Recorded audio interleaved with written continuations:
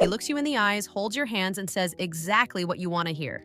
But somewhere underneath all of that, your instincts are telling you that something doesn't quite fit. The words are right, the delivery is smooth, and yet there's a quiet alarm going off that you can't fully explain or silence. Here's what that alarm is responding to. The human brain is fundamentally wired for truth-telling.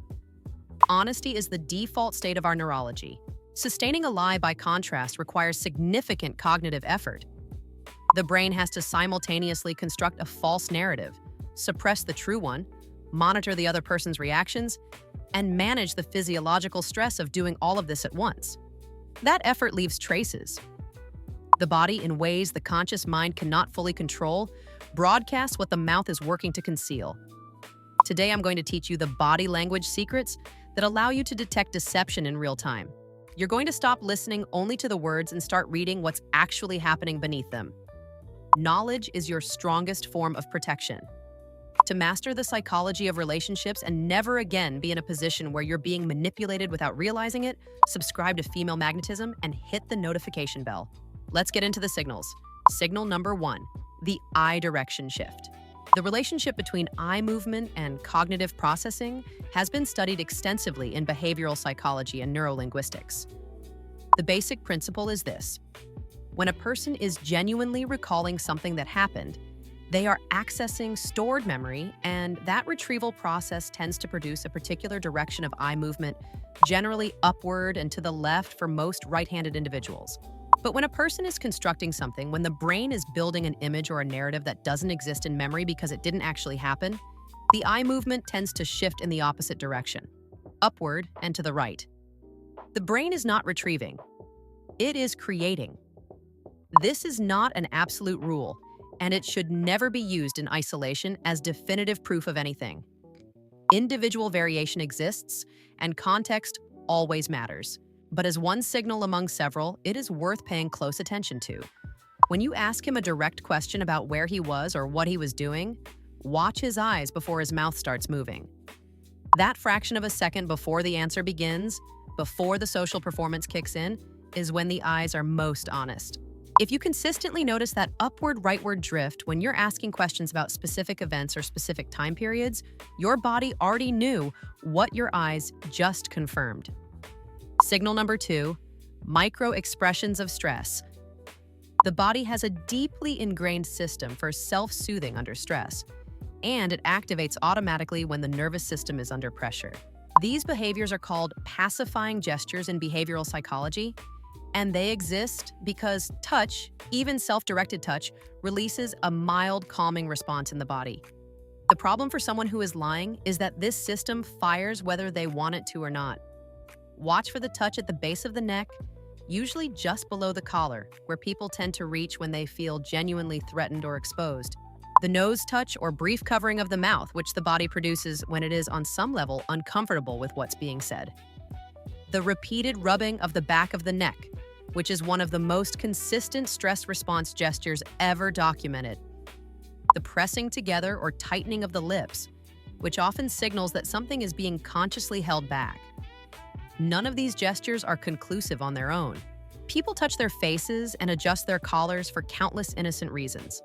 But when these gestures cluster together, when they appear specifically in response to certain questions or at certain moments in a conversation, they are the body announcing its own discomfort with the version of events being presented. Signal number 3, the defensive barrier.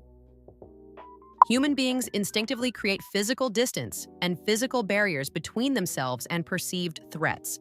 This is a survival mechanism that operates well below the level of conscious decision-making, which is exactly why it's so revealing. When a person feels exposed, when they are in a situation where they sense they might be seen, through, or found out, the body responds by trying to create protection. Watch for the crossed arms that appear specifically when you're asking direct questions, not as a casual resting position, but as a sudden shift in posture that coincides with a sensitive topic. Watch for the hand that reaches for a glass, a phone, or any nearby object and places it between the two of you, creating a physical buffer that wasn't there a moment ago. Watch for the subtle backward lean or physical step back. the body moving away from the source of scrutiny without the person consciously deciding to move. These spatial behaviors are the body's attempt to manage a sense of vulnerability and exposure. When they appear in direct response to being questioned, they are worth noting. Signal number 4, verbal delay and deflection. This signal lives in language rather than the body, but it is closely tied to the same cognitive load that produces physical stress signals. Constructing a believable lie in real time is cognitively demanding.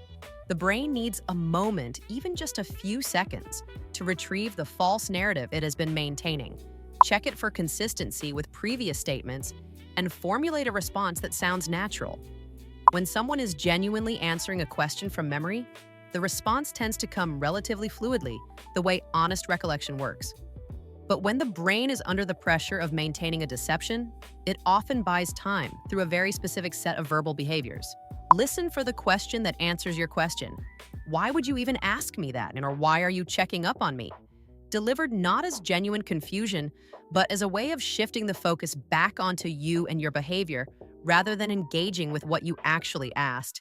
Listen for the sudden appeal to your trust. I can't believe you don't trust me after everything, which redirects the emotional weight of the conversation away from the content of your question.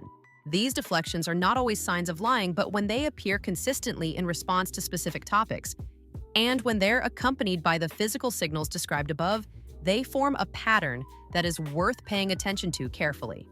Signal number 5, the story that's too perfect.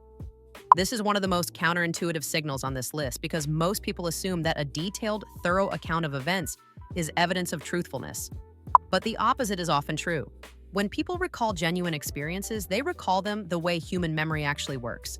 With gaps, with imprecision, with moments where they say, I'm not sure exactly, or I think it was around 8, maybe 8:30. Real memory is imperfect and slightly fuzzy at the edges because that is the nature of memory. It is not a recording. But when someone has prepared a false account, when they have rehearsed a story in advance, the account tends to have a different quality. Every detail is present. Every timeline is accounted for. The narrative flows too cleanly from beginning to end, without the natural hesitations and imprecisions of genuine recall. He can tell you exactly who was there, exactly what was said, exactly what time things happened, with a fluency that honest memory rarely produces. The perfection of the story is itself a signal. Real experiences leave ragged edges. Rehearsed stories don't. The mouth can lie. The body cannot, at least not completely and not for long. When you learn to read these signals together as a cluster rather than in isolation, you stop being dependent on what someone chooses to tell you. You start gathering information from a source that is far more honest than speech, the involuntary, automatic, deeply wired responses of a nervous system that is working twice as hard as it should be. That awareness, that ability to read what's actually in front of you rather than only what's being said to you, is one of the most powerful forms of self-protection there is.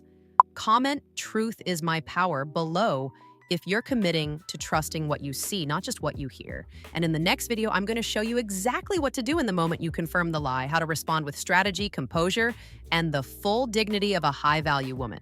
See you there.